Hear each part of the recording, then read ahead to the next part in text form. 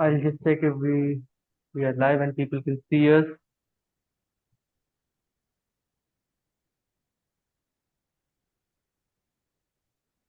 Okay, we are live. Hi everybody, good evening and welcome to Karwan, the Heritage Exploration Initiative. My name is Ishan and today we are gathered here for the Karwan special lecture, which will be delivered by Dr. Roy Fischel. And this is on something very interesting. Sometimes we forget the other part of the Indian subcontinent and we move our and the critique that has been given for a lot of work, scholarship that is always north-centric.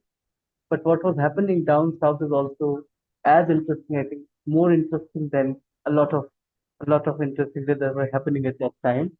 Today's lecture is titled Sultanates, Empires, and the Boundaries of the Cosmopolitan in South Asia, Lessons from the Early Modern Deccan. Dr. Roy Fischel is a historian of early modern South Asia, exploring its rich and complex connections with the Muslim world, the Indian Ocean, and the broader global order.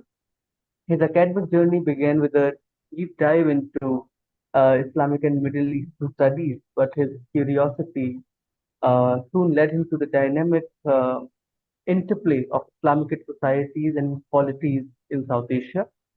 And over time, his research expanded to uncover the intricate relations between Indic traditions and the increasingly dominant Mughal states and cultures of pre-colonial India. After earning his PhD in history of South Asian languages and civilizations from the University of Chicago in 2012, he joined the Department School of Oriental and African Studies, London, as a lecturer in the history of South Asia. At the heart of his work is a fascination with the formation of states, societies, and identities, and how they intertwine in early modern South Asia. His first monograph, Local States in an Imperial World, Identity, Society, and Politics in Early Modern Deccan, which I think came out in 2020, challenged the conventional idea that empire was the dominant model of statehood in this era that he was referring to. And focusing on the Deccan Sultanates of the 16th and the 17th century, he in his work reveals a different reality. One where power was built on negotiation rather than rigid hierarchy, where cultures merged rather than remained separate, and where identity was more fluid than it was fixed. And drawing from a variety of sources and Persian, Marathi, Dakhani, Hindi, and Arabic and Urdu sources, he has woven together theories of empire, space, and vernacularization to examine to examine the unique character of the Deccan region. And his research highlights the uneasy yet dynamic interactions between foreign and local, the Muslim and the Hindu, Persianate and the vernacular, and all these different traditions, arguing that the Deccan Sultanates were not merely mini empires, but self-aware political entities with their own distinct logic. And their story, he suggests that it offers new ways of thinking about how power operated in the early modern period, also the world at that time. His current research pushes these ideas even further, delving into the endurance of memory, of local identities, of political languages across dynastical shifts and regime changes that were happening.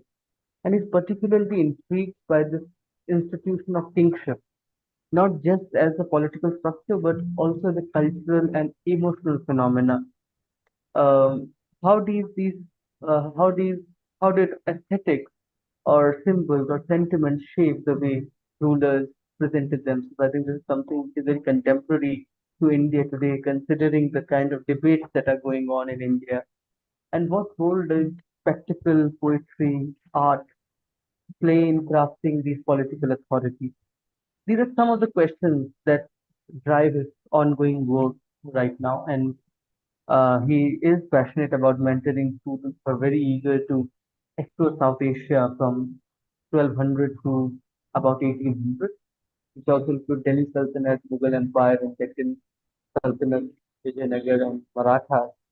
So those who are interested can always reach out to him, and those who are watching us right now can share their questions via the live chat that I'll be reading out towards the end. So without further ado, thank you, Dr. Fischel, for accepting this invitation and for being here today. Over to you, and I'll see you after the lecture. Thank you very much, Ashana. Thank you for inviting me, to giving me the opportunity to present in this wonderful forum, and for those who are joining us. Um, the paper I'm going to present today discusses mostly or builds on my previous work and looks more on the particularities of the world of the Persianate. So not only the interaction of the Persian with the locality, but the place of the Persian. How can we understand this association with the Persianate world in early modern India? And I will go a bit at length at the background of both the concept and the interaction since medieval times and into the early modern period in a comparative way. So the last third of the talk will focus on the Deccan, but before that we will build a little bit, or I'll explain my understanding of how it built itself, this whole phenomenon, and how it gradually emerged to become an important cultural, political, and spiritual element in South Asia, and in different ways according to different circumstances. So I will share my presentation. And I hope it is all visible, and let me start. So sometimes in the late 1590s, the painter Farrukh Hussein, also known as Farrukh Beg, arrived in the court of Ibrahim Adil Shah II in Bijapur. This was a stop in a journey that started in his native Shiraz and continued to Mughal Kabul. Then he traveled to the Deccan, where he joined the service of Bijapur, the Sultan of Bijapur. About a decade later, he rejoined Mughal service. So we see a long itinerary and stops in different courts. In Bijapur, he produced this very famous painting that was discussed quite broadly in scholarship. For example, by Deborah Hatton or Keelan Overton. So this painting depicts Saraswati, goddess of music and learning, sitting on the throne of Bijapur, and Overton makes a very, very clear case why it is particularly the throne of Bijapur. Above the throne, you can see an inscription in Persian script saying, Ibrahim's lineage, the god and guru Ganapati is his father, and pure Saraswati is his mother. This verse is taken from Kitab-e-Nawras, a poetic, mystic, musical text in Dakhani. So it's not in Persian, it was written in Dakhani. It was composed by the Sultan himself, and it suggests that the image accompanied a manuscript of the text, even though it survived as an independent image. While the theme is clearly Hindu, we are talking about Saraswati. After all, with attributes that people who are familiar with iconography of Saraswati identified immediately. And yet, Overton argues that the imagery presents what she terms, and I cite her, the casting of Saraswati in Solomonic terms, linking the goddess to a common Persianate royal image. A very few decades later, in the 1630s, in Hyderabad, so not too far away from Bijapur, a very different piece was composed by another person who came from Shiraz. This is the historian Nizamuddin Ahmad Shirazi. In his court history, Hadika to Salatin, or the Garden of Sultans, written for the Sultan at the time, Abdullah Qutb Shah, he described the foundation of the dynasty, of the Qutb Shahi dynasty, in the following words, and this is my translation from the Persian. Our laudable ancestor, king and conqueror of the kingdoms of Hindustan, lord of the happy conjunction, it's a very important Persian term, Sahib Kiran, with the assistance of the prophet's pure soul and of the commander of the believers, Ali, and with the help of the sacred spirits of the 12 imams, struck the heads and necks of the leaders of the vile infidels and low-born Hindus in this country with his strength and power of bravery, and with his Zulfikar, a Zulfikar-like sword. He kindled a fire like a striking lightning and, with his people and army, created a burning like a spark from a blood-shedding dagger in a pile of straw and leaves. Thus he conquered his kingdom. He then spread the custom of the nation of Mustafa, which is the Prophet Muhammad, and the creed of Murtaza, which means the Shia creed. Murtaza is a common nickname for Ali. So we have two Shirazis, both active in the Dakhani courts more or less at the same time, expressing ideas using tropes deeply rooted in Persianate traditions. Yet the ideas reflect an opposite approach, one of deep engagement with Indic culture by Farrukh Hussein, and the other one is the utter rejection of India and its tradition by Nizamuddin Ahmad. This does not reflect actual politics. Both Bijapur and Golconda were deeply engaged with the Hindu majority and its culture, and cases of interreligious violence, what we would call today intercommunal violence, were extremely rare. They are almost not recorded at all at the time, at least not in the Persian sources. Yet, the two aspects represent different facets of major cultural encounter, and this is the arrival of Persianate concepts into the Indian environment and its response to the new place. This encounter was not a fleeting moment in the early 17th century. For many centuries, India was drawn even ever deeper into the Persianate world, which became central in shaping the language of politics and culture in the subcontinent. But this encounter has never been easy, straightforward, or simple, as much as some people claim or try to make it look like. So what I'm going to do in this talk is to discuss some of the terms in which this encounter took place over quite a long time. But before getting into those details of how the encounter happened, let's consider what the Persianate actually is. So recent scholarship on the early modern Muslim East, this region that includes India, but also Iran, Afghanistan, Central Asia, and to some level also what was then the Ottoman Empire, is dominant by the concept of the Persianate. It really can be found in so many works. The concept emerged in the 1960s work of the American historian Marshall Hodgson, which focused on the history of the Muslim world in civilizational rather than religious terms. This perspective allowed Hodgson to introduce general frames which were more nuanced and veered away from religion as the only engine of pre-modern history.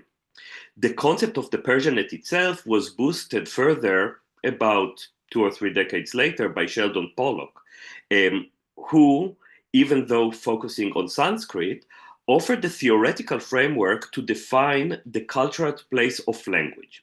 This framework focused on the cosmopolitan. He defines the cosmopolitan as a language without a particular place, but one that offers means of communication over a large territory. It goes beyond communications, as the cosmopolitan provides models for writing, frames of identity, and shared values based on literary canon. The combination of the ideas presented by Hodgson and Pollock contributed to the new views of the Persianate as a cultural system that dominated the Muslim East of the time. At its core was, of course, Persian as a language of literature, arts, politics, and administration. The shared language offered the Persian-speaking, or, and it's important to remember, more precisely, the Persian writing elites or communities, because people did not necessarily speak Persian as much as they created for the purpose of circulation of text in that language. And that included most of the literate elites of the Muslim East. And on this map taken from this very interesting edited volume by Abbas Amanat and Asef Ashraf from 2019 presents key centers of creation in Persian in the early modern period. And you can see that it stretches from Istanbul in the west to Srirangapatnam in South India. So all these centers actually shared high degree of cultural unity by the fact that they read and wrote similar texts, and the texts were circulating throughout this large territory. So in this cosmopolitan, non-territorial capacity, Persian served as a platform for ideas embedded in a host of tropes, images, and symbols maintained by a circulation of people and texts. In this sense, the Persianate was disconnected from Iran itself and, as suggested by the historian Manakia, existed on its own terms, terms which are not necessarily Iranian in terms of the territory. Cosmopolitan Persianate was then a world of shared values, as iterated and greatly elaborated by Azfa Moin, Ali Anusha, Richard Eaton, and others. The values of the Persianate were expressed by way of political language, frames of legitimacy, the historical memory, and they all promoted a particular set of views and values. As such, the Persianate had a strong link to the political environment and in its conception.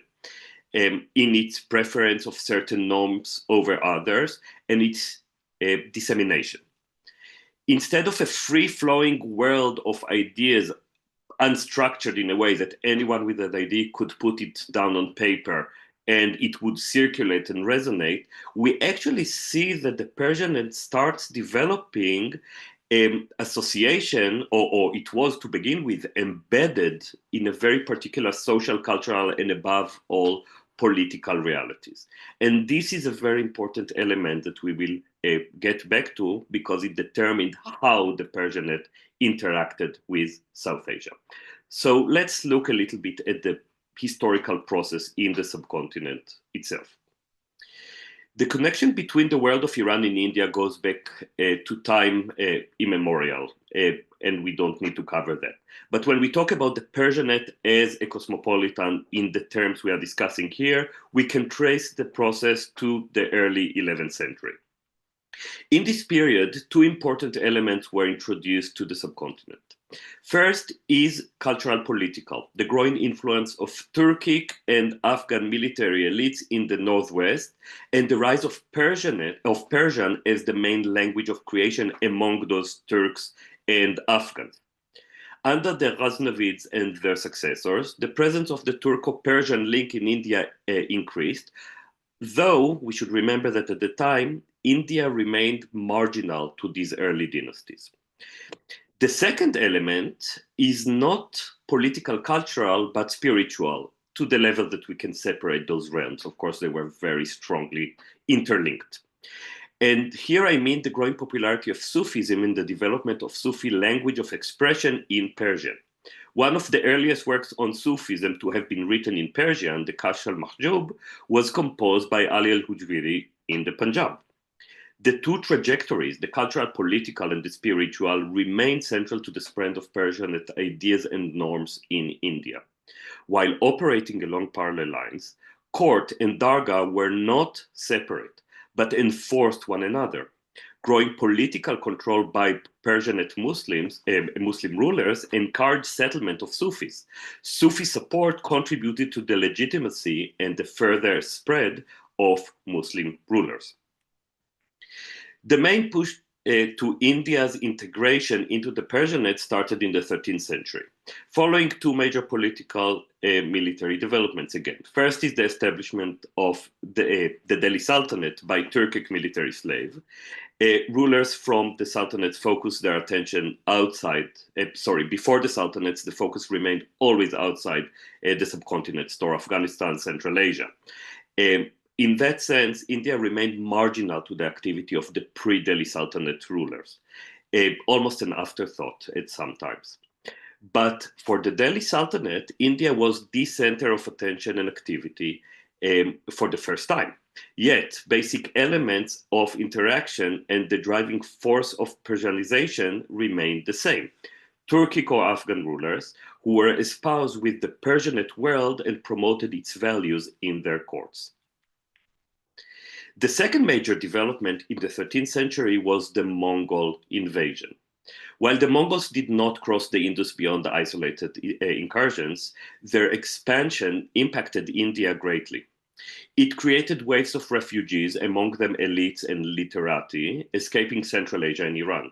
Many found their way to safety in the subcontinents, significantly bolstering the Muslim population, and, more importantly for our case here, Persianate Islamic links to the subcontinent.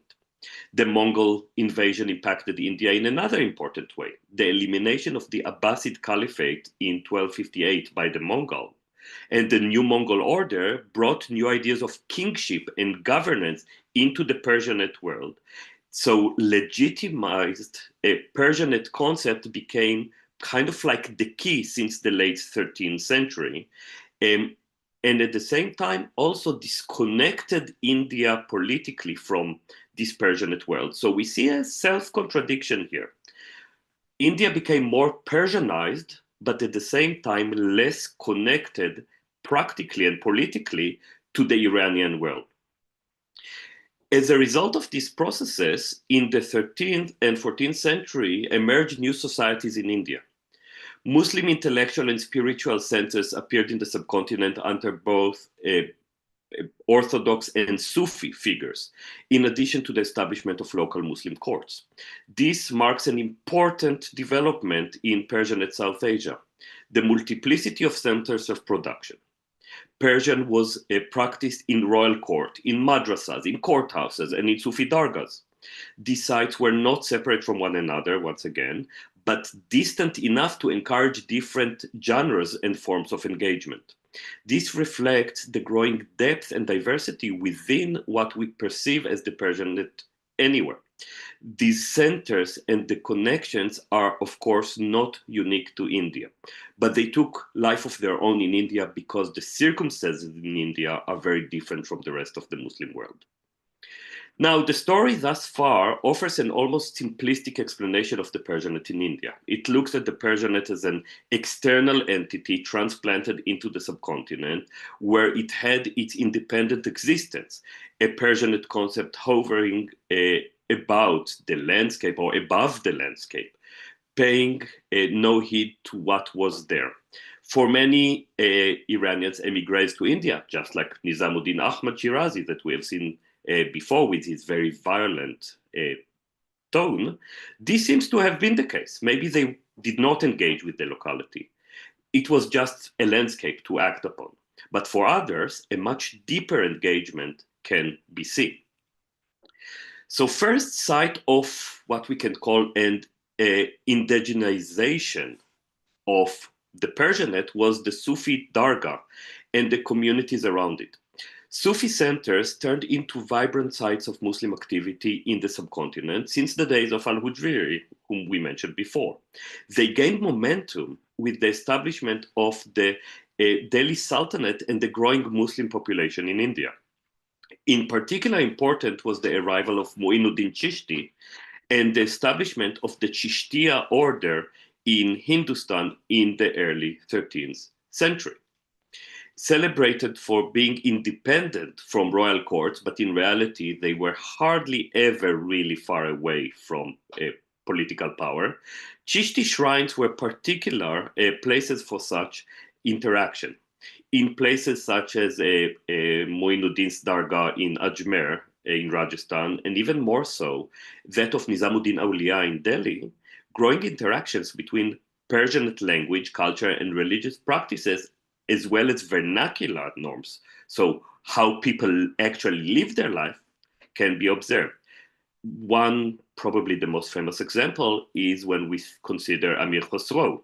He composed his poetry moving between Persian and increasingly Persianate version of vernacular, what we call Hindawi, written in Persian script with substantial Persian vocabulary, but clearly a local language.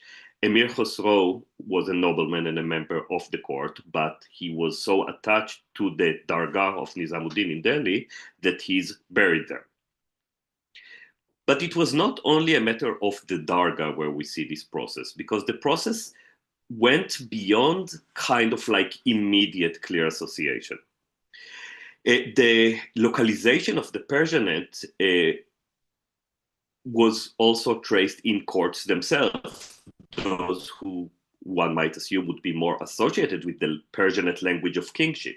But the majority of the population was not Muslim. And not only that, they needed to communicate to them using localized tropes, something that the local people would be attached to, would be convinced that those are legitimate rulers. And in particular, it's a process that we see gaining momentum in the 14th and 15th centuries. So if we consider the Persianate as originating outside the subcontinent, what was the role of the local? How and in what terms it was introduced? We need to remember that, as you all know, India is very big and very diverse, definitely more than, let's say, Iran. One of the most important elements of this diversity is these regional differences. I have mentioned Pollock's idea of the cosmopolitan. The other side of his idea that he promoted in his work is that of the vernacular. Pollock argues that from the early second millennium to the Common Era, a process of vernacularization advanced in India, in which various vernaculars identified with certain groups or a region as a whole began to develop their own consciousness. Vernaculars increasingly took over roles that were previously kept for the cosmopolitan in expressing political thought, religious concepts, and literature, often based on cosmopolitan models. While it was convincingly critiqued for its totality of the process that everything became vernacular now, Sanskrit as a cosmopolitan continued to be a very active language of culture and creation and original writing throughout this process. Still, we cannot deny that the vernaculars became a very important element, both culturally, for example, in Bhakti poetry, but also in court setting. So this process, which at first blush seems to take place far away from the Persianate environment of the Muslim courts, because what would the Persianate world have to do with the transition from Sanskrit to vernaculars, actually reflect another axis of potential tension in the Indian environment. It's not only Persianate versus Sanskrit, it's also between all Indic and local, between cosmopolitan and vernacular, and another set of tensions that created something which is quite new. So the process of vernacularization was accelerated by the political circumstances. Once again, we cannot separate the two. In the first decades of the 14th century, the Delhi Sultanate expanded rapidly, conquering most of the subcontinent. Within a couple of decades, rebellions brought to the withdrawal of Delhi and weakening of its central rule. The invasion of Tamerlane, or Timur, in 1398 and the sack of Delhi dealt a death blow to the mostly defunct system. Instead of central control emerged a series of dynasties, predominantly but not solely Muslim, which established regional kingdoms. Notable among them were Bengal, Jaunpur, Gujarat, and the Bahmanis of the Deccan as Muslim dynasties by the side of the Hindu Rajput kingdoms of Rajasthan or Vijayanagara in the far south. The multiplicity of courts and political centers brought to the proliferation of networks of patronage, encouraging the creation of localized culture based on Indo-Persian as well as vernacular models. In other words, by the time that we have a sultan in, for example, Bengal, the Sultan of Bengal will deal with the Bengali reality or locality and not only with some Persianate Islamicate heritage.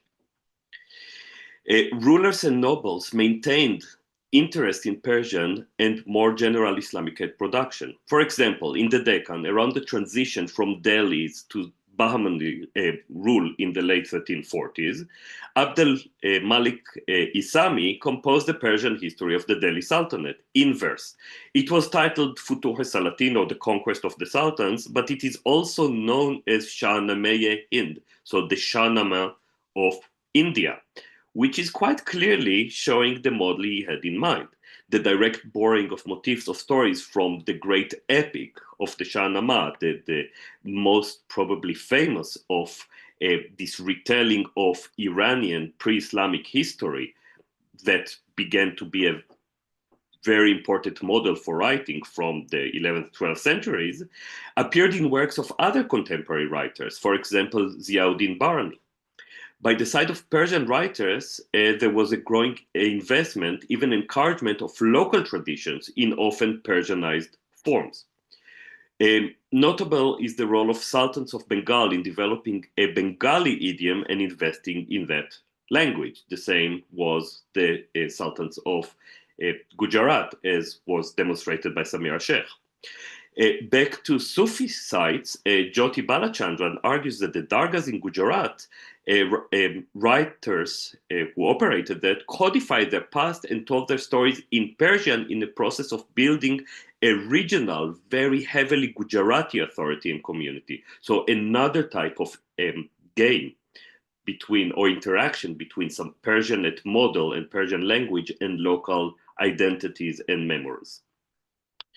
By the turn of the 16th century, the Persianate acted as in many shapes and forms throughout the Indian environment. Centers of production included courts, mosques, madrasas, and dargahs, and the interaction with the wider Indian society varied accordingly. Throughout the subcontinent, production and consumption of Persian works persisted, and Persianate concept had a great impact on cultural production, even in the vernacular, by way of translation and inspiration, including the 15th century translation of Jami's work, Yusuf Zaleha, into Sanskrit. Even Hindu-ruled kingdoms such as Vijayanagara presents susceptibility to elements from the Persianate, from dress code to architecture. This was discussed by Philip Wagner and Richard Eaton, and one of the examples they brought, you can see on the slide now, is a ceiling painting from Lepakshi in Andhra Pradesh, in which the people are dressed in elements which are clearly Persianate. Yet, as we will see in the second half of this lecture, the indigenization of Persian remained a very complex issue. The process of growing localized idiom and integration with the Persianate intensified in the 16th century in complex ways, with North and South India following different trajectories. The consolidation of Mughal rule in the north represents the most complete stage of India's integration in the Persianate. Persian became a language of empire instead of rulers who paid tribute to Persianate tradition while maintaining elements from the locality. All administration was transferred into Persian and it became the only political language. This does not mean that pre-Islamic and pre-Mughal practices were erased. However, such practices were often dressed in Persianate colors. Persian was promoted as the most important language of the new imperial order. Vernacular activity remained, but it was secondary, as discussed by Kumkum Chatterjee or Alison Bush. Court historians, official, or those who were written in opposition were composed in Persian.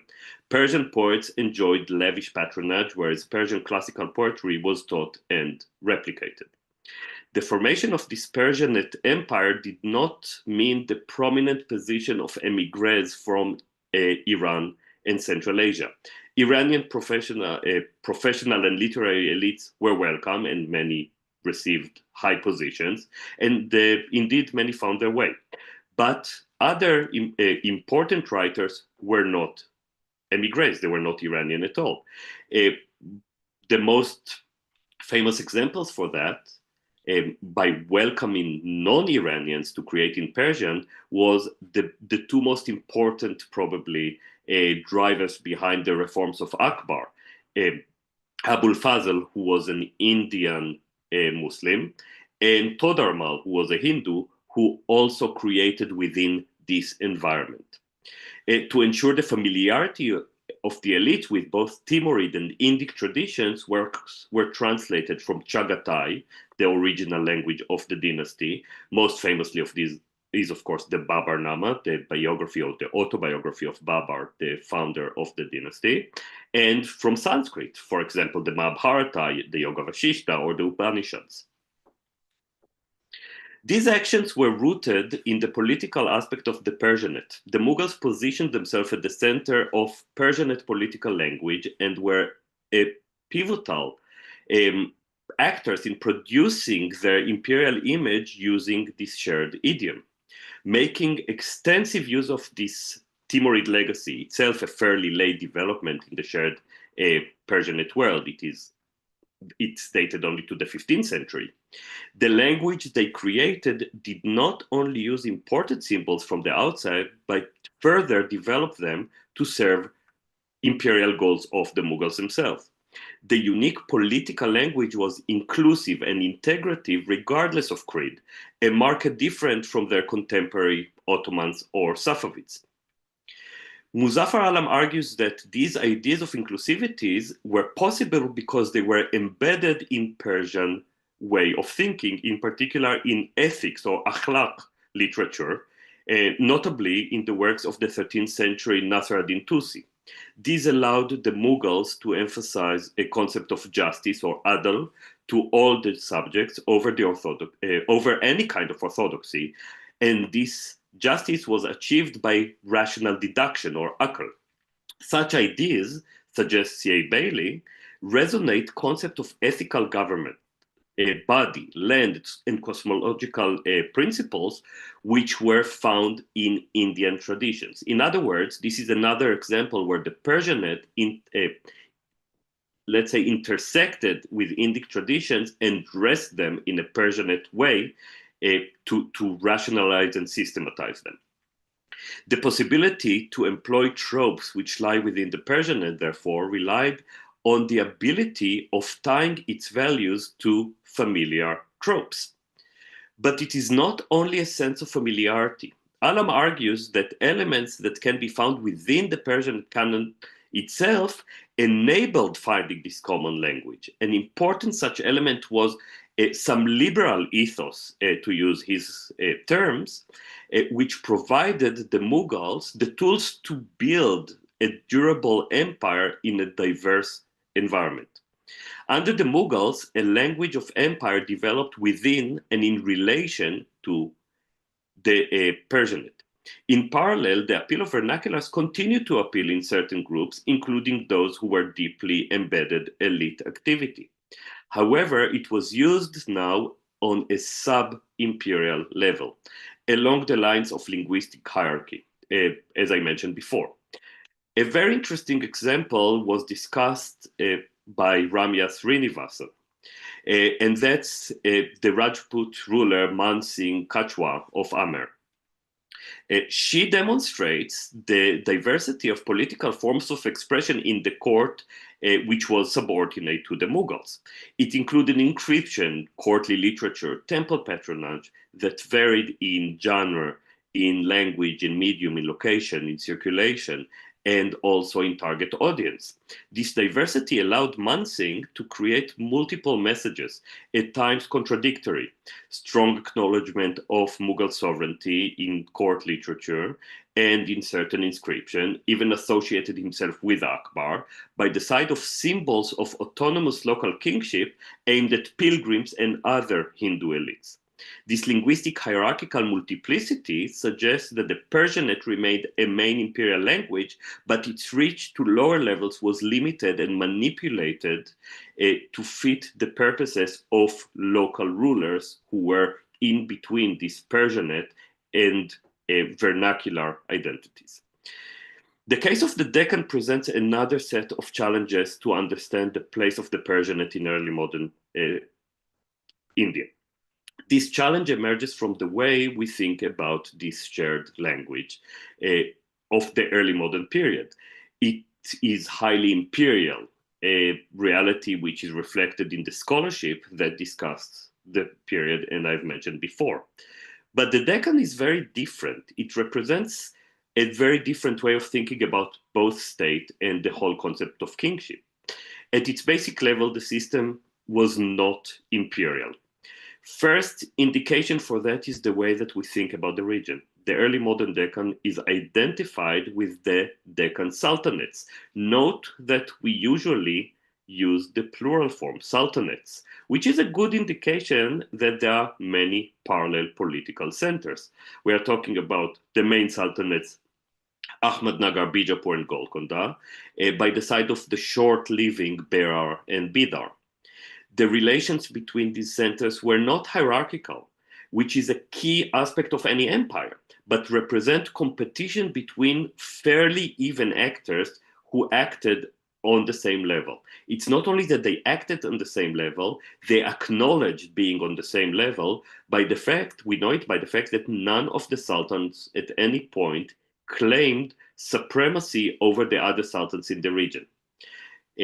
So we are talking about there is a very different world in the way it's running, but also the way it thinks about itself. It's ideologically not based on the idea of hierarchy and the place of one emperor above all, which is the key of empire. This plurality is reflected in elite cultures of each sultanate, which was greatly different from that of the Mughal Empire. For the Mughals, even when the sources provide clear ethnic, caste, or other identifying markers, for example, we know from Mughal sources about groups of Iranis or Turanis, Afghans, or Rajputs, the imperial hierarchy by itself was based on the individual. It is clearly represented by the ranking or the Mansabdari system, giving individuals numbers, not a family or groups. In the Deccan, by contrast, as of course, individuals received positions, but the system as a whole was much more heavily based on these clusters of elites, which are identified by the group, let's say, contents. These clusters are usually, let's say, we can group them as three types. First is the Iranian migrants or circulating elites, self-styled as Ghariban or foreigners, which are basically the citizens, so to speak, of the Persianate. A second cluster is local Muslims, strongly associated with some old Dakhani settings. They see themselves as the real sons of the Deccan, and they are often positioning themselves as separate from the Hindustanis, the people of North India. The third cluster, and that's really the most, let's say, or the loosest definition we can have, are a variety of Hindu groups, Hindu elite groups, such as Marathas or Telugu-speaking Brahmins, each with their own cultural heritage, historical legacies, also spatial scope or geographical scope. So, of course, the definitions remain schematic at best, and we should treat them always as a model, and not necessarily as a precise representation of reality. And yet, it's very good to keep this in mind as part of the motivating force behind the Dakhani politics, as very distinct of the Mughal system.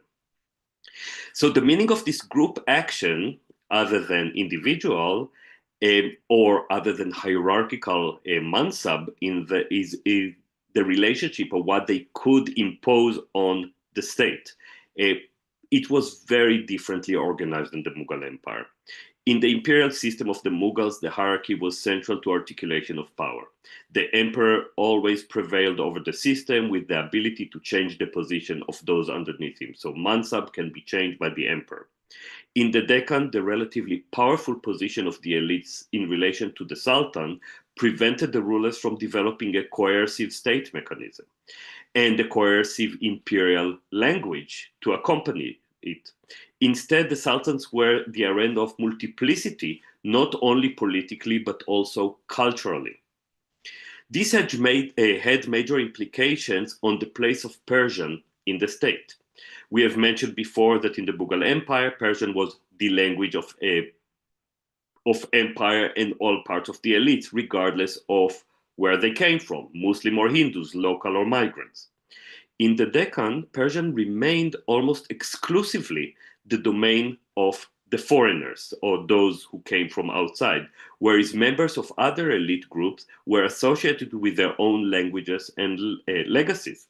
In other words, other than unifying, or instead of unifying a language above social hierarchies, Persian served as a partisan language, one that actually enhanced group identities. At the same time, the sultans were too weak a position to invent a language of themselves, and they relied on Persian and the production of Persian in order to communicate and explain their position to their neighbors, including the very powerful empires of the Mughals and the Safavids. So this forced the sultans to use Persian extensively to communicate claims of sovereignty as a means of protect their independence, as well as to recruit support or convince other members of these elites, the foreigners with their important skills in trade, in administration, in the army, to maintain employment. So they were stuck in between multiplicity at home, but international language, which is all Persian. The result was a confusing landscape of association with the Persianate, even at the royal court itself. So to finish this lecture, let us examine two examples, both emerging from the court of Ibrahim Adil Shah II of Bijapur. And you can see him on the screen now on the left. Works such as the painting we have seen before of Farooq Hussein depicting Saraswati on the court of Ibrahim, this ruler, are attractive and intriguing, but they are not very representative of the Persianate production in the court. This unusual work was not part of a Persian manuscript, but a Dakhani one, suggesting that it was meant for internal, intimate audience.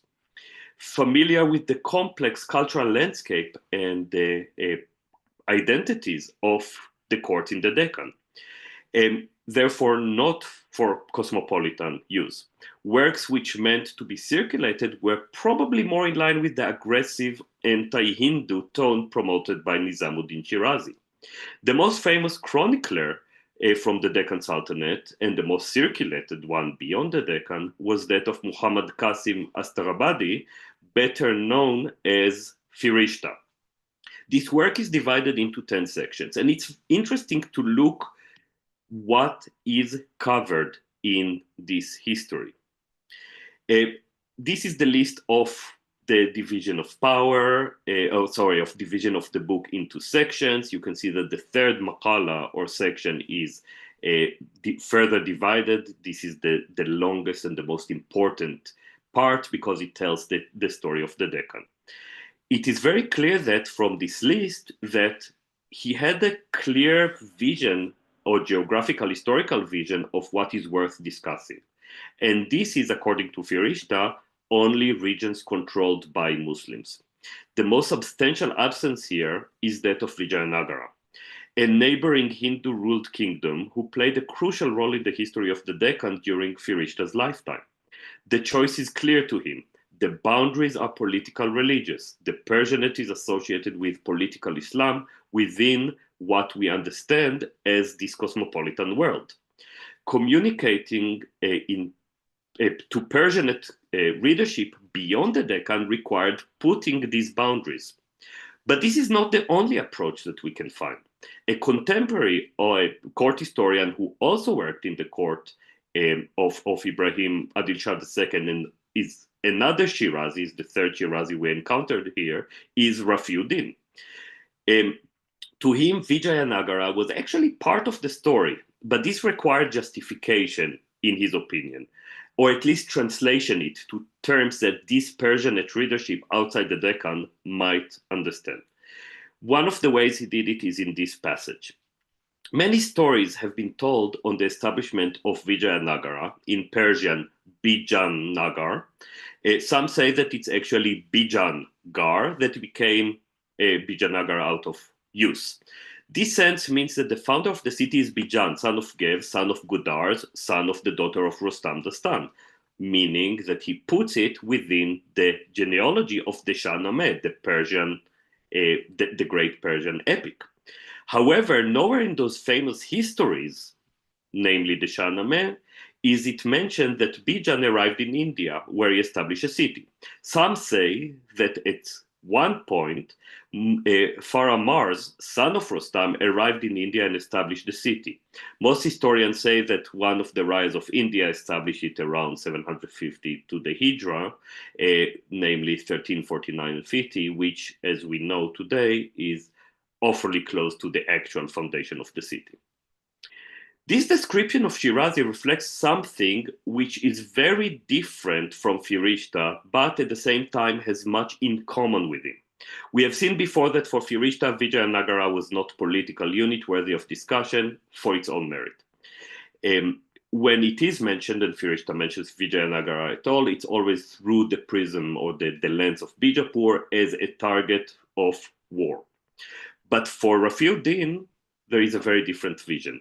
In this passage above, he told the story of the foundation of the city. Elsewhere, and I don't have the time to cover this here, he provides a description of the city, its dams, its reservoirs, and its landscape. There is also a very sympathetic view of two of its most iconic rulers, Krishnadevaraya from the early 16th century, and Ramaraya, the general who acted as the de facto ruler from the 1540s until his death in 1565.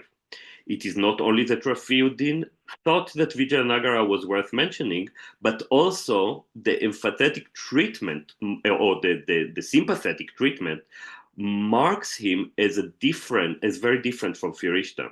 Note that his description here, that we can still see on the screen, Rafiuddin tries to historicize Vijayanagara in a way that the readers of Persian outside the subcontinent can understand. While he acknowledges that this origin story is unlikely, he says it clearly at the end of it, he still flags it as a possibility, just for the people to humor the possibility that Vijayanagara is part of their story. It's not a complete foreign element. So, and that's by the way of conclusion, what can we do with all this? The evidence from the Deccan demonstrates an aspect of the complexity of the Persianate in India. Different forms of engagement with the Indian environment were possible.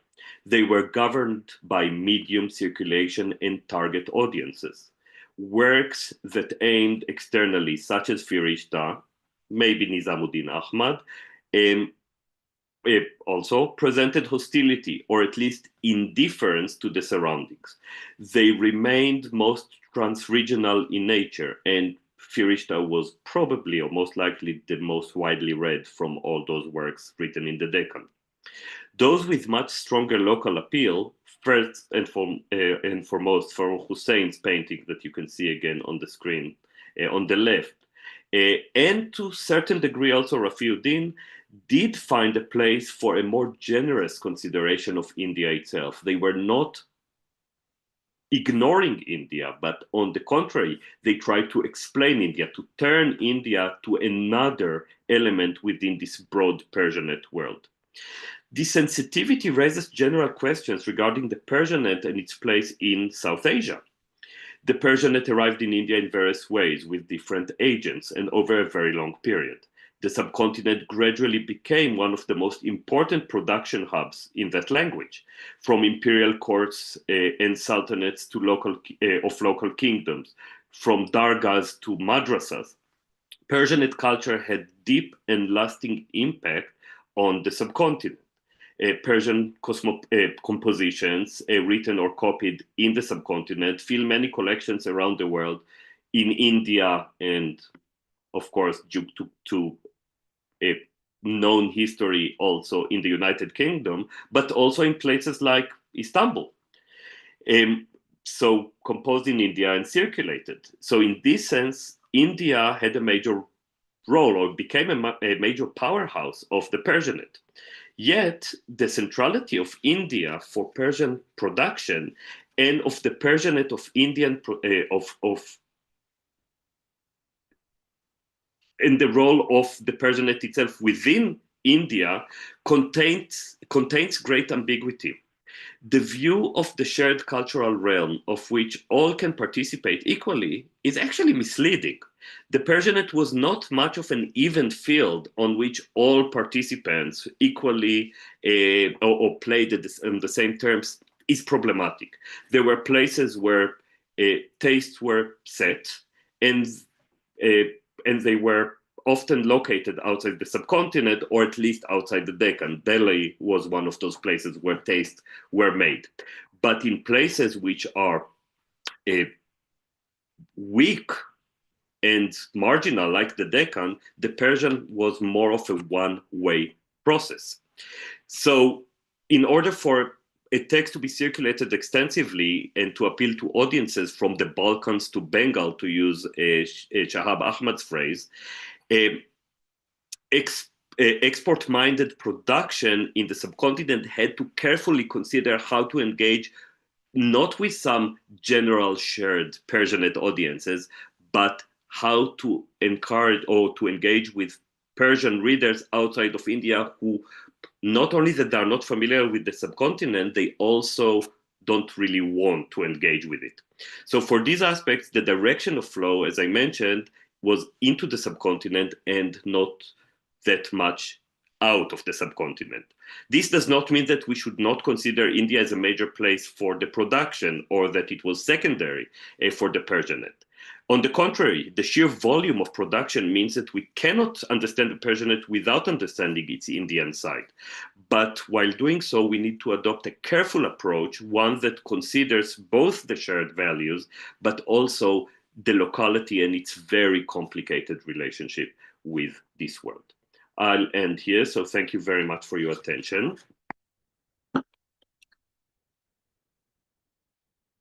Thank you so much, Dr. Fischel, for this lecture where we discussed about this complex relation between the Persian culture and India from the 11th and the 17th century. And uh, the Persian cultural system or the Persianate system entered through, as you said, two main channels: political military expansion by Turkish and Afghan rulers, and the spread of Sufism. Uh, One of the interesting questions that I think comes to mind is how did the Sultanates of Ahmednagar and Bijapur they strategically use the Persian political idiom that you also mentioned at the beginning also to construct their legitimacy. And if we can compare it with other Deccan Sultanates, how do we find Ahmednagar and Bijapur on this idea of using them as legitimacy tools? Do we have examples like this in different Deccan Sultanates at that time? Actually, when we think about the Deccan Sultanates, it's a very and sorry, I'm going to turn a little bit away from your question in order to return to it. When we think about the Deccan Sultanates as a complex, the term Deccan Sultanates is a little bit of a confusing term because we assume that they are identical. And that's why I very much I thank you for your question because it's a great opportunity for me to emphasize this important point. Ahmednagar, Bijapur, and Golconda emerged in different environments and they are quite different from one another. We see, for example, that for Ahmednagar and Golconda, there is much stronger association with particular vernacular traditions. So the interlink between, let's say, the Sultans of Golconda and the Telugu language and Telugu elites is something that went on for quite some time. And we know, for example, that administration in Golconda was handled not only in Persian, but also in Telugu. We see very similar in the writings, in Maratha writings, and that's very interesting.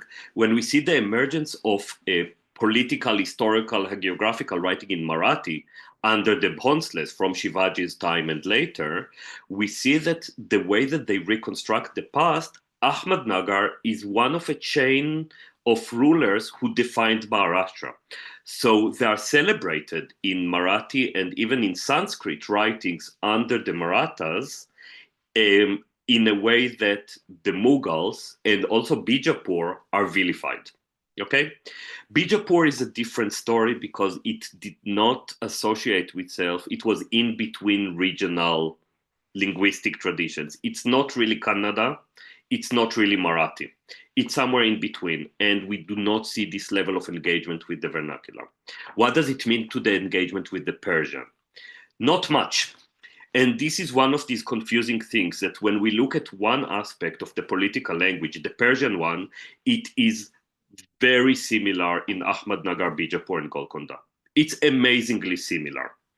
If you look at, well, I brought two examples, right? Firishta from Bijapur and Nizamuddin Ahmad from Golconda. They speak in a very similar language. It's a language that is neither Bijapuri nor Golconda, it's Safavid, right?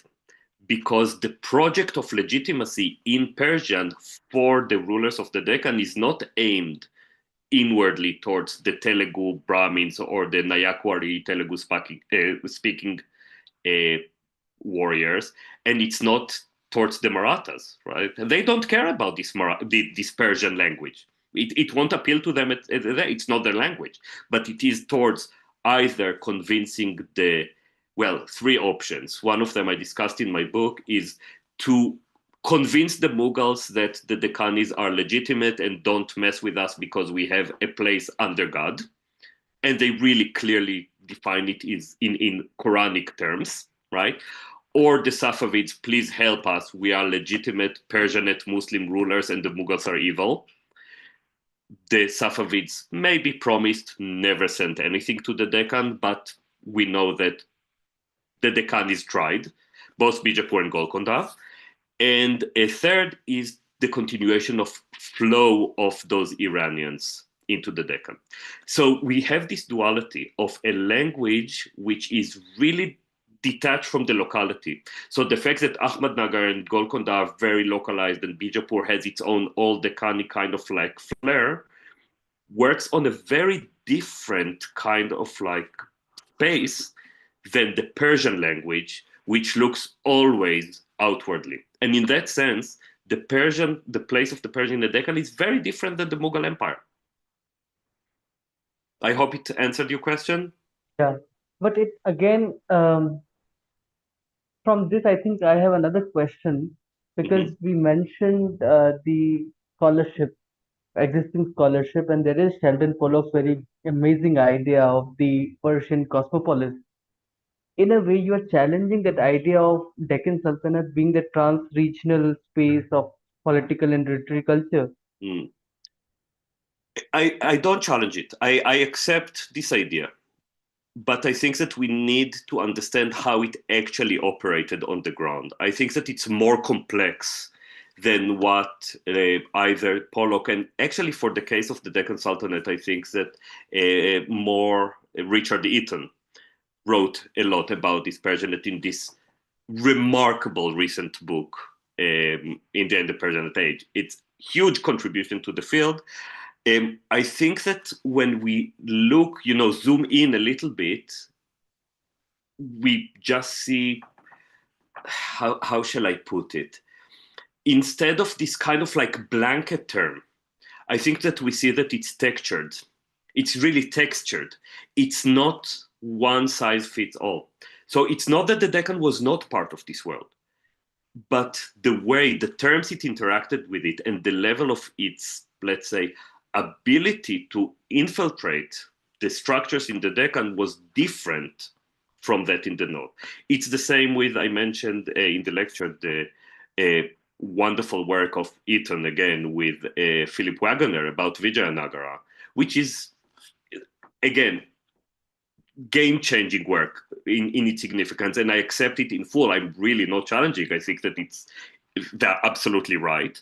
But it shows how much we can talk about Persianate influence, but no one will talk about Vijayanagara as a Persianate space, right?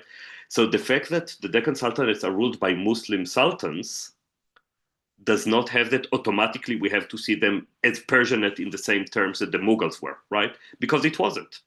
The Persianate is not disconnected from politics. That's my point. And so Yeah. how did the Persian cosmopolitan framework, so to say, shape the perception of the Deccan Sultanate, and also to what extent it was directed towards the Safavids Mhm. versus the internal elite. How do that politics of or dynamic politics worked out? Okay. Um, so in terms of the Safavids, I've mentioned four writers, right? Three of them from Shiraz, and the fourth is from Astarabad, right? Those people were moving back and forth between not North India, although there was some circulation. For example, probably the most important Persian poet in the Deccan, Zuhuri, the Mughals tried to recruit him. Faizi, brother of Abul Fadl, actually went to the Deccan and tried to bring him back with him to Agra because Akbar asked him to, and it didn't happen. So we have this circulation, but circulation is much bigger, and we can think about it um, as way of family business. We are talking about trans-regional networks which are based on region and extended families. So people who were the writers were also merchants and who were also military commanders and high administrators. Sometimes the same people. For example, Rafiuddin, whom I mentioned, was the head of the um, wardrobe, the royal wardrobe in Bijapur, and he describes this chronicle is very underrated. It should be read more because it's extremely rich. But he was a administrative, in an administrative role and a very important historian. He arrived in Bijapur because his uncle, Afzal Khan, that's his title, was in Bijapur before him, and he arrived on commercial mission, but became an administrator. Okay, so we see those ongoing connections, and the connections are mostly between the Deccan and Iran, not North India. So, in that sense, Iran is much more central in the creation of the actual ongoing networks, right? Now, in terms of it's very difficult to know how it really affected the mental state of the Deccan Sultanates. Because one of the weird things that we have in the Deccan, I mentioned the three clusters, they didn't converse that much with one another. We do have some conversation of the stuff of this type. Also, a fairly recent book by Emma Flatt on the Persian court culture in the Deccan. She very convincingly shows how Firishta's other work on medicine actually interacts with Indic knowledge, right? But somehow this always was kept separate from the political. It barely finds its way to this kind of like clearly political writing. So the political realm remains disconnected from the locality. There you see those levels of interaction between the locality and that. There is not much work done on the impact on of the Persianate on, let's say, Telugu writing. We have very little work done for it. And I think that the Deccan is still this wonderful field. It should be the new frontier, I think, for historians of early modern India. There is so much work and excellent work on the Mughals. Come to the Deccan, especially if you can read Telugu or Marathi or Kannada. It will be amazing to see what rich landscape there is.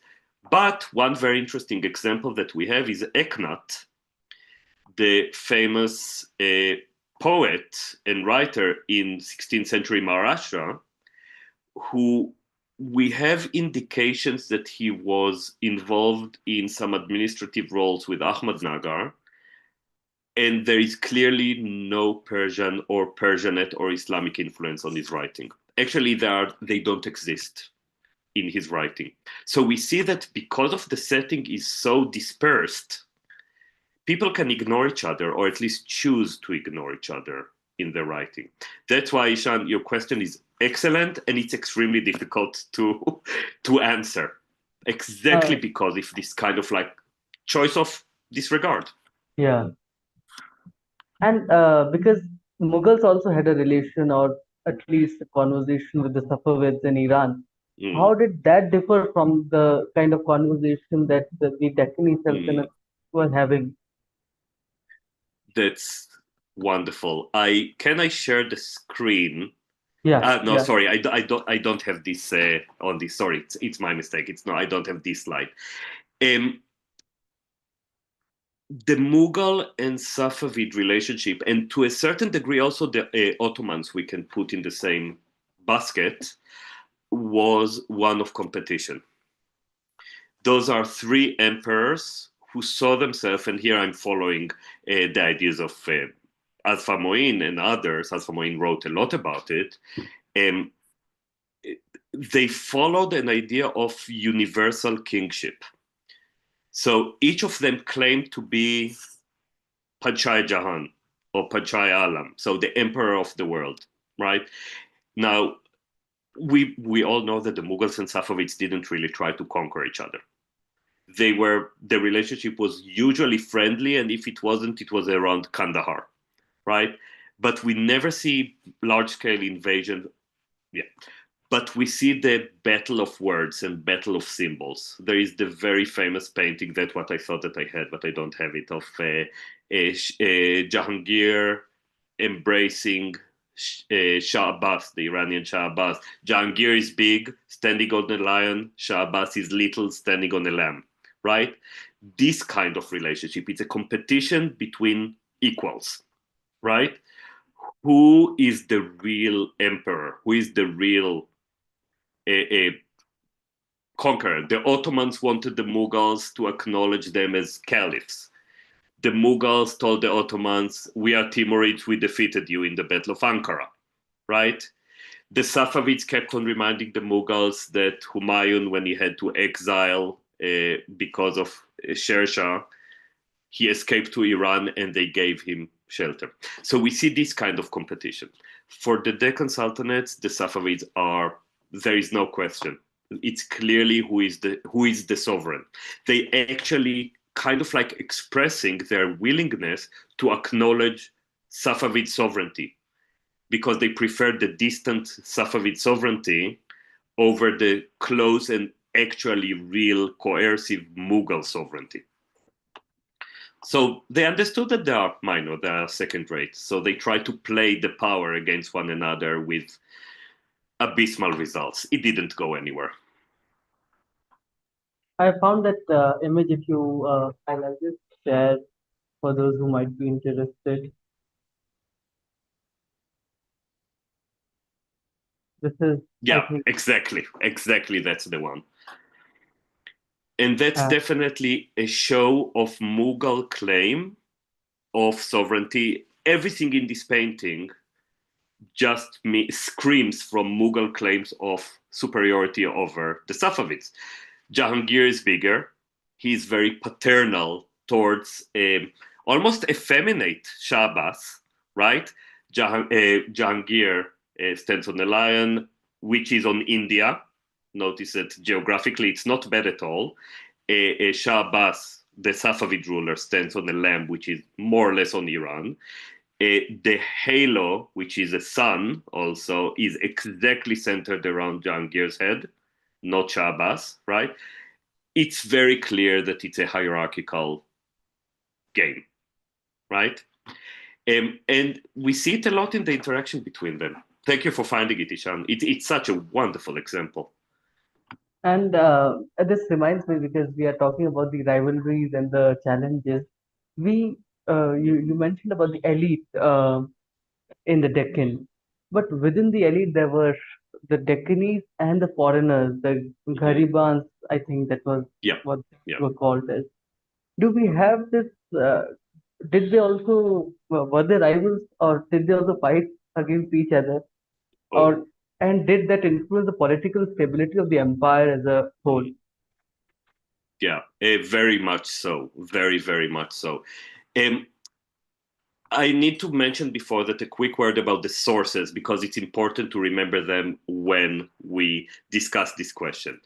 Uh, what we recognize as historical writing, or the genre of tarikh, was written in the Deccan only in Persian. Only later we see the rise of let's say, Marathi histories.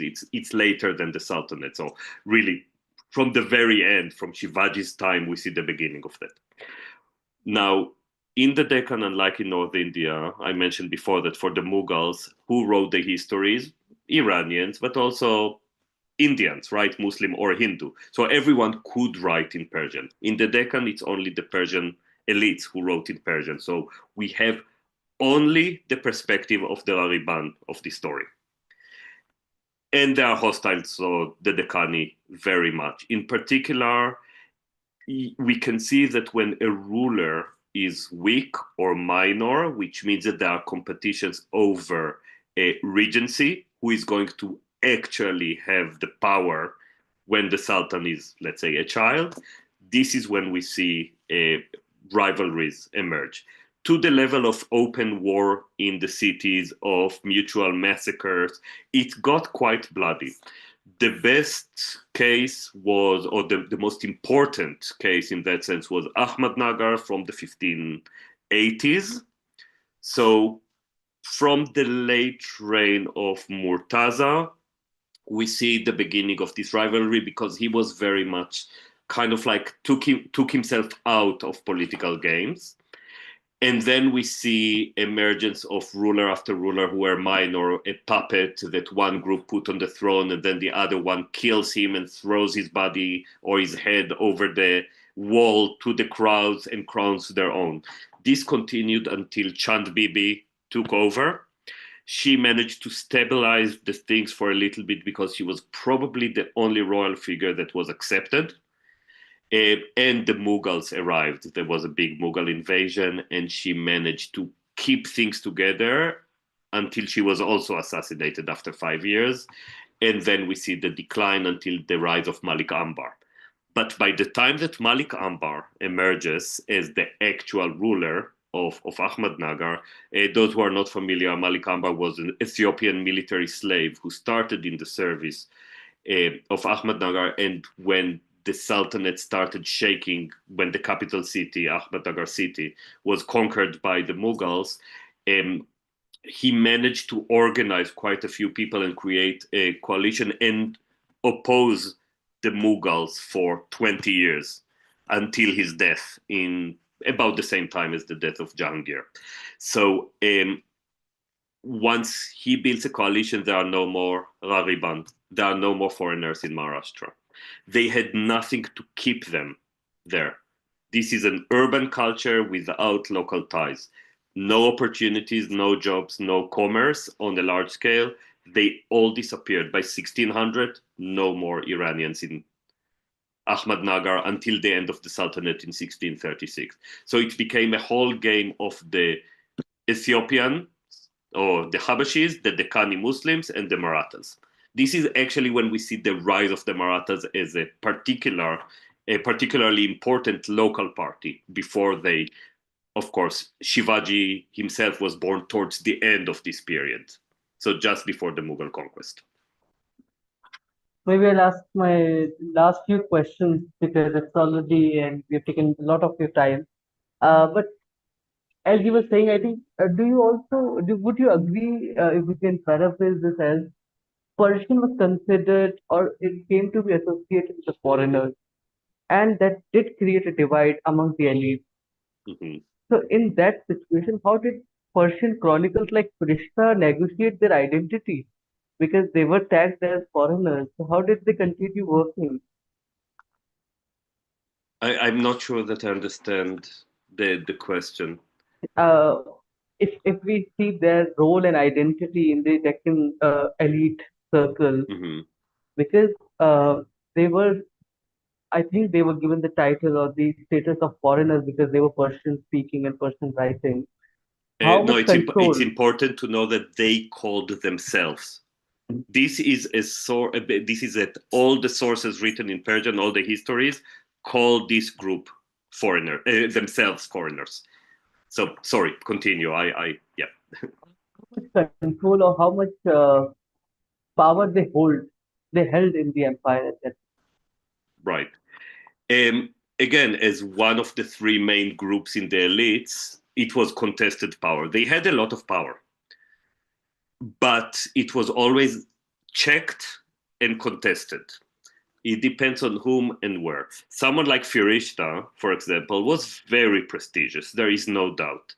We have descriptions from the reign of, and that's very interesting. If we are going back to Ibrahim Adil Shah II, the one who wrote poetry that celebrates his parentage as Saraswati and Ganapati, right? He's the one who also funded or gave massive patronage to Firishta, right? He built a new city or a new suburb of Bijapur, just outside. The ruins are actually still visible immediately directly west of Bijapur itself, the old city. Um, and actually, you can see that he worked on all levels at the same time. So those Persian speakers or the foreigners, even though they said we are not from here, they had a lot to earn from it. And they were, of course, very much engaged with the rulers in person, with their own lives. They had their communities. The fact that they want to, have, I don't know how, yeah, kind of like wink, wink, we are not really from here. They were there and they were important there. But then the circumstances changed and they were no longer there because they could take everything and leave. Right? So we see large mobility. So in terms of their identity, at the same time, they build their own group identity as a mobile, trans-regional, cosmopolitan group. But they also fill in roles in the state. So Firishta, when he writes his history, it's not a history for fun or for the public. He writes it as a history for Ibrahim. So he has to reflect some of the tones or the ideas of the concepts that happened in the court. The question is whether Ibrahim could read it. And there is a debate. Because when Asad Khan,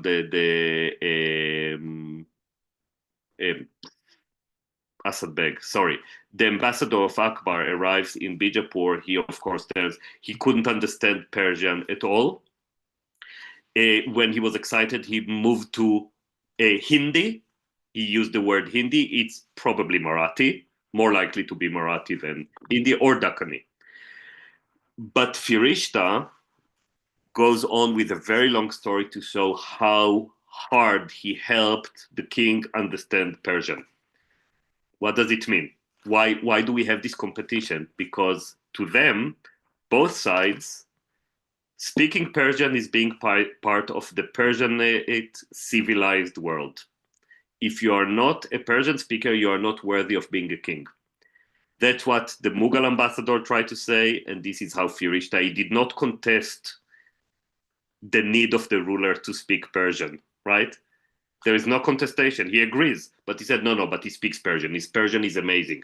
In very fast time, he spoke Persian better than me, right? So it's building a group, building self, but also serving someone, right? So, did the myth of this that Yusuf Adil Shah was he was an escaped Ottoman prince? Did that myth also kind of worked in their favor? In Farishta had a role to play in that as well. Yeah. Oh, yeah. This is one of the stories that are talking about the history of the um, dynasty of Bijapur is this associating themselves with a brother that was a brother of the Sultan Mehmed was supposed to be executed but ran away. His mother smuggled him out and bought a boy in the market to be executed instead of him. But the real prince actually made his way to India, and Firishta popularized it, and that actually feeds into the project of legitimizing the rulers. Look, we are of royal stock. We are actual kings within the Persianate language. So again, it's not to explain. If to tell someone in Vijayanagara or even a rural gentry from Khammam in Telangana, right, or in Bankapur in Karnataka, that the ruler is a brother of the Ottoman emperor will mean absolutely nothing. I said, who is this Ottoman emperor and why? What does it have to do with me? I don't care, right? So this is kind of like the multiplicity of languages. So my final question for this evening is how did and I hope that we continue this conversation because this is very fascinating and Eaton's work, of course, is I think was path-breaking in this sort of to break the idea uh, of single culture or monolithic ideas of history that one had. Mm, Uh, this how did this multilingual administrative policies of the Deccan reflect the political and say social structures differently from the Mughals' Persian-dominated administration? mm, Because for them it was the royal, it was the official language. right. So I think that we should think about those things kind of like structurally and holistically.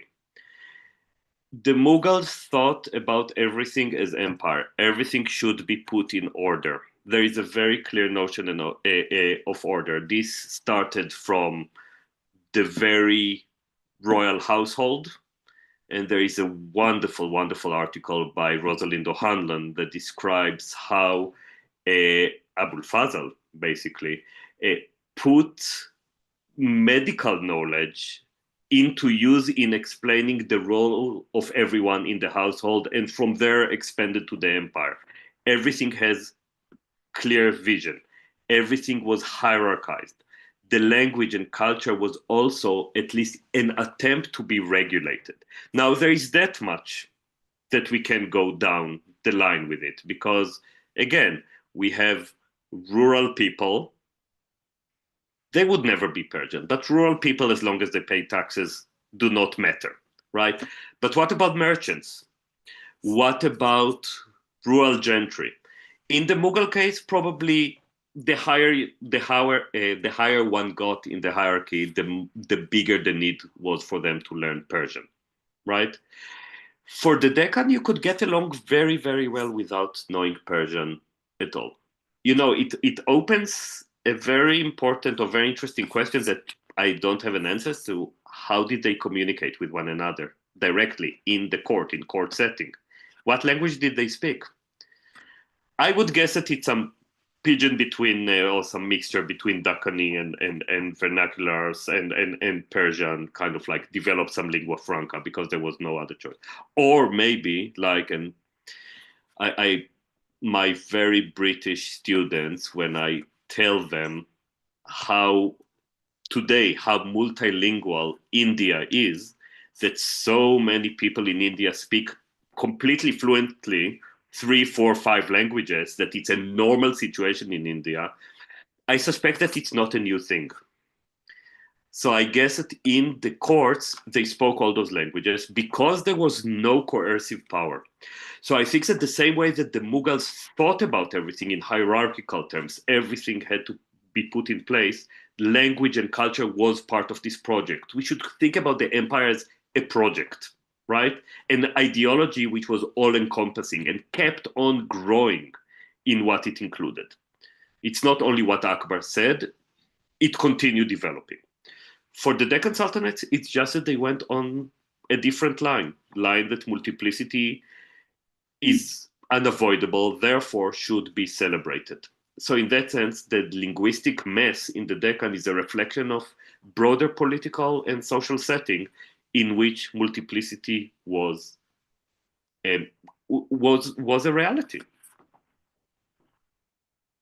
Thank you so much, Dr. Fischel, for taking up so much time to answer these questions. And thank you so much, everybody who has joined us this evening. If you have questions for Dr. Fischel, please send them to us on email, karwanheritage@gmail.com, and we'll share those questions with Dr. Fischel, and he can get back to you via email. Thank you so much again, Dr. Fischel, for accepting this invitation. It was a pleasure hosting you. Thank you so much for this brilliant lecture, actually. Thank you. Thank you for the fascinating discussion also and those very, very intriguing questions. You gave me a lot to think about. So much appreciated. Those who are watching us, please join us on the 25th for the next Caravan special lecture that is on art and resistance in modern India, which I think is a very crucial thing to discuss in our times, not just in India, but throughout the world. The trends which are going on are upsetting, and I hope that we have better times to come. With that hope, keep thinking, keep questioning, keep reading. That's how you keep yourself sane in the same time. See you very